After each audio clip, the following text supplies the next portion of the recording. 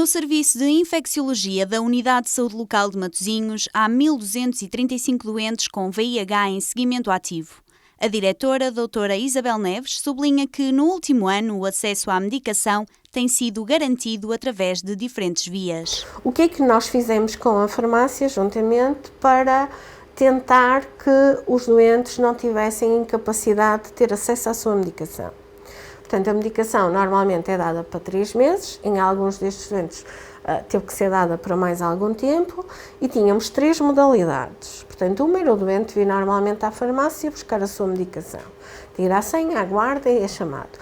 Outro foi haver um telefonema, um telefone, que era um telemóvel específico, que ainda existe, ainda está em vigor isso, da farmácia, vai estar enquanto tiver o estado de emergência, da farmácia, em que o doente pode ligar, marcar uma hora, vem cá buscar a medicação, está pronta, marca aquela hora, portanto, aquela hora só vem cá, entra, sai e leva. E outro foi, dentro das farmácias, aqui nos arredores, por onde passam os nossos estafetas, o doente escolher uma farmácia da sua preferência, nós ligávamos à farmácia, perguntávamos se tinha concordância para entregar, para eles fazerem a entrega ao utente, e então deixavam a nossa estafeta, deixava a medicação na farmácia, eles contactavam o utente e vinham buscar à farmácia de ambulatório. Isto leva-me a pensar que se calhar é isto que nós temos que fazer, está mais próximo e podermos, se calhar, claro, tal como se faz para outro tipo, por exemplo, para os psicotrópicos, haver quem pode prescrever esta medicação, ser uma receita específica, por exemplo, hospitalar, mas que depois é registada, por exemplo, como os psicotrópicos, mas que o doente pode levantar na sua farmácia o mais possível. Tivemos um caso em que tivemos que mandar a um doente que é imigrante, e então conseguimos, o doente não conseguia aceder a outro local para ir buscar a medicação, e nós conseguimos mandar a medicação por correio. Pronto, isso é sempre mais discutível, mais difícil, mas era a única possibilidade para esta pessoa e, portanto, foi o que nós fizemos. Portanto, em termos de condições para o doente levantar a sua medicação, elas existiram. E tentamos desmistificar o medo de vir ao hospital, etc, etc.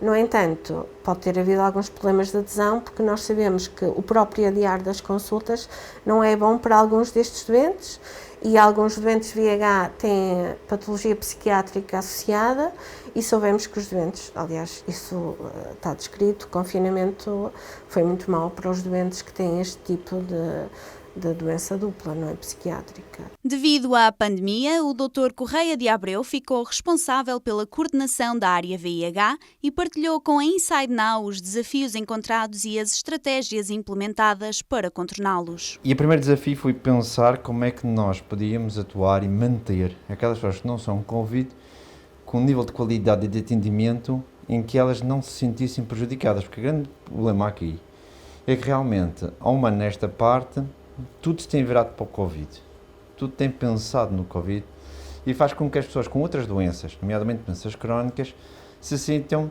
afastadas, desprezadas e postas de lado. E aqui a principal coisa foi garantir a essas pessoas que não são esquecidas, que nós estamos cá para ajudar, continuamos a ajudar no que for preciso, né? E que é preciso estar cá quando elas precisam.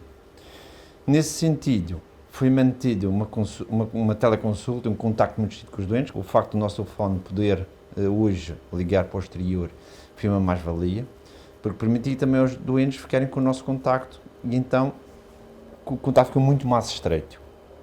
Portanto, os doentes que já eram seguidos cá, e contrariamente àquilo que às vezes há um bocado da noção, que é o doente não procura, o doente não faz, os doentes sentiram-se muito mais próximos de nós, contactar-nos muito mais vezes ao menor sinal, porque havia também o medo do Covid, de estarem com Covid, de não estarem com Covid, o que é que haveriam de fazer, e tornou-se muito mais personalizada, muito mais dirigida e muito mais em cima do conhecimento, do acompanhamento. Por acaso foi uma mais-valia e uma excelente experiência que tivemos.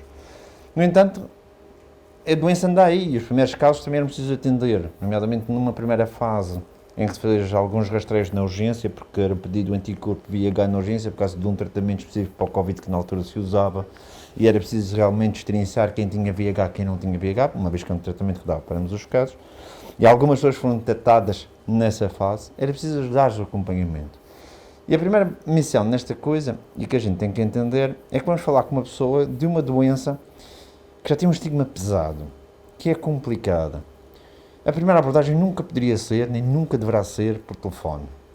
Tem que ser uma coisa presencial.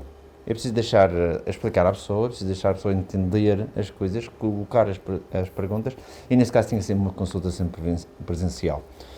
Há um ano esta parte assumi grande parte das primeiras consultas, agora sou eu até que as faço todas, mas naquela fase, os meus colegas, eu tenho uma doença crónica que não me permite fazer Covid, então assumi tudo o que era não Covid, e durante a primeira fase, esta parte toda, tudo o que foi primeiras consultas, tudo o que foi a abordagem do doente VIH foi feita por mim, e de facto mantive sempre essa tónica. Nós temos neste momento em seguimento no serviço ativo 1.235 doentes, claro que não vêm todos ao mesmo tempo, e ao ano passado alguns que falharam, mas são 1.235 doentes.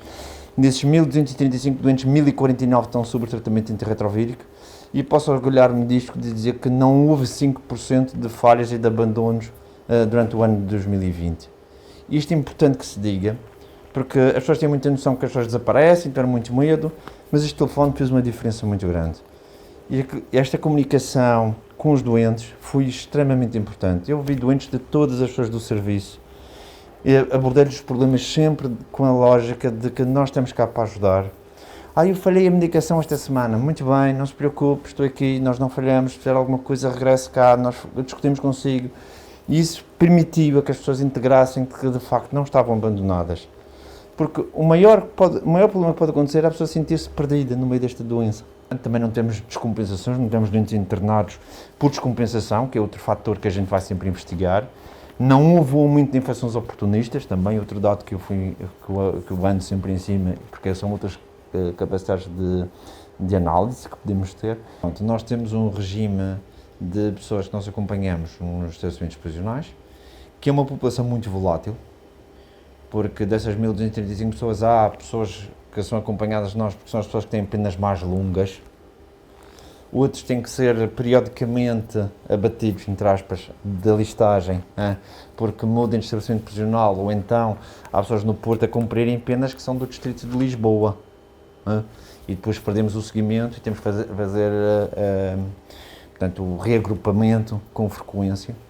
E, portanto, esses 1.235 é de pessoas realmente que neste momento estão em acompanhamento, estão nos apoios, estão cá. Em termos de apoios, neste momento com a infecção VIH, nós acompanhamos cerca de 17 pessoas no total. Em relação à área VIH, eu acho que o serviço tentou fazer e conseguiu fazer, que é estar ao lado dos doentes. Há uma quebra enorme, não sei dizer em que percentagens, porque esses dados não tenho como compreende, mas o facto de os médicos de saúde familiar, portanto, de seguimento mais família, não fazerem essa abordagem, o rastreio em termos de cuidados primários diminuiu imenso, portanto, nós ficamos só com os diagnósticos feitos à porta da urgência, o que é mau, porque normalmente são pessoas que são diagnosticadas muito tardiamente na sua infecção, e isto acarreta problemas de várias ordens, mas também é muito mal porque temos a noção que há muita gente aí que de facto não foi diagnosticada. O médico de família aqui tem um papel primordial no diagnóstico de infecção VIH. É claro que em Portugal isso ainda poderá ser melhorado, todos nós sabemos isso, todos nós estamos cansados de analisar e reanalisar esses dados, mas este facto de que o ter-se mudado de funções do médico que está a fazer a saúde familiar para uma fase de trace Covid ou outra coisa qualquer, foi prejudicial para o seguimento de muita patologia. Por exemplo, só por um dado assim, para ter alguma noção, eu faço parte de uma consulta multidisciplinar de hepatobiliar, portanto, doenças fígado e pâncreas e vesícula, e, por exemplo, no último ano tivemos uma incidência enorme de pessoas que vieram à consulta e que acabaram nos cuidados paliativos, porque chegavam já com neoplasias muito avançadas. E lá está, o papel do médico de família, que é importante nestes rastreios, não houve. O que é que eu penso que virá acontecer? Não sei quando é que a pandemia vai acabar, se me pergunta se me faz essa pergunta e a resposta de $1 milhão, eu não sei. Não faço a menor ideia. Gostava que fosse hoje, de preferência daqui por 3 minutos ou 2, mas não vai ser. Tenho muito medo do que vai acontecer depois.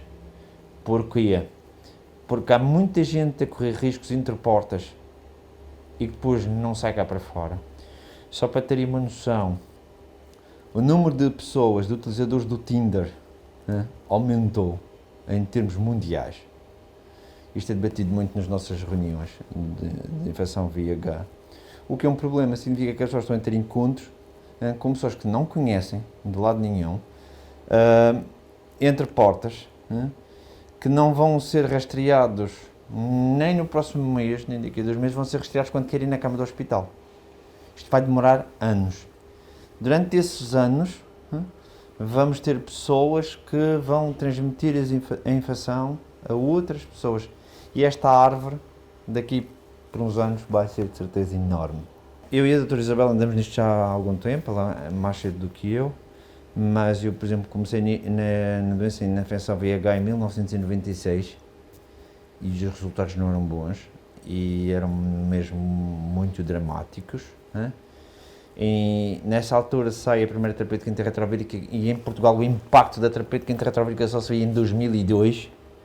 Portanto, só 6 anos depois é que se conseguiu ver realmente uma redução efetiva da mortalidade em Portugal com a infecção VIH, com os tratamentos. E eu tenho muito medo do que é que vai acontecer agora.